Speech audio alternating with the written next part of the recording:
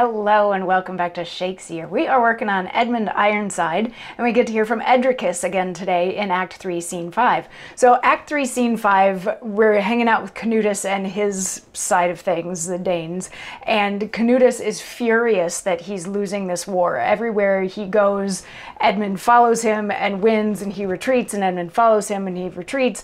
So he's furious, and he's lost like 10,000 soldiers, and some of his surrounding lords tried to comfort him by saying, well, actually a lot of the men that you lost were Englishmen who were fighting for you, so technically you haven't lost that many Danes. And he's like, but isn't it embarrassing that foreigners are fighting for your Danish king?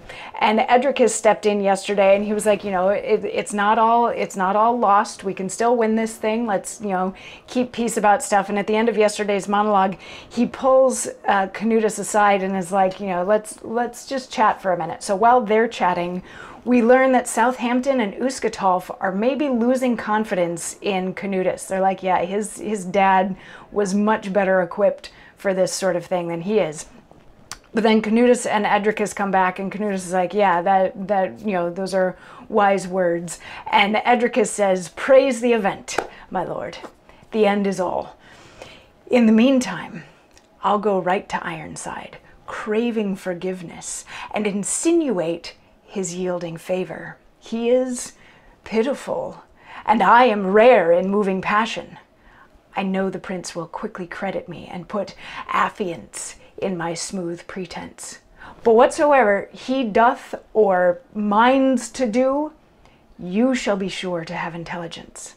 But, good my lord, leave me a little while to private contemplation, for my head swims full of plots and other stratagems of great avail, and I must empty it. So what he's saying is, like, he had this little conversation with Canutus over here, and then they come back and he's like, all right, cool, we'll do that. But in the meantime, I'm going to write to Ironside and try to get in his favor. And I am really awesome at buttering people up, so I know that he's going to come to trust me. And he's very forgiving. Pitiful in this sense isn't necessarily like he deserves pity. It's that he gives out pity. When somebody comes and asks for forgiveness, he lays pity on that person and forgives them. So he's like, I'm pretty sure that I'm going to get into Edmund's good graces pretty quick, but I will then relay all of the information that I get from him to you, Canutus, so you'll know all of it. And then he's like, hey, you know, please.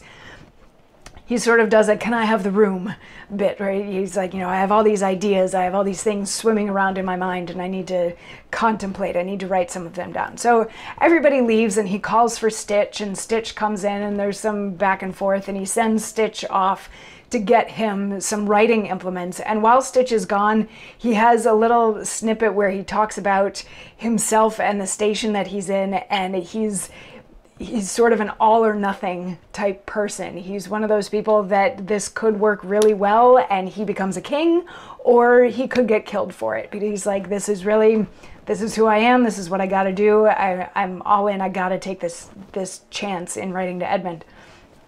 So Stitch comes back in with the pen, and then he's like, okay, you know, leave me. And we're going to get to hear about what he's going to write in a very long monologue tomorrow. So I'll end this one so that you're prepared for a very long video tomorrow. So I'll see you then for that. Mwah.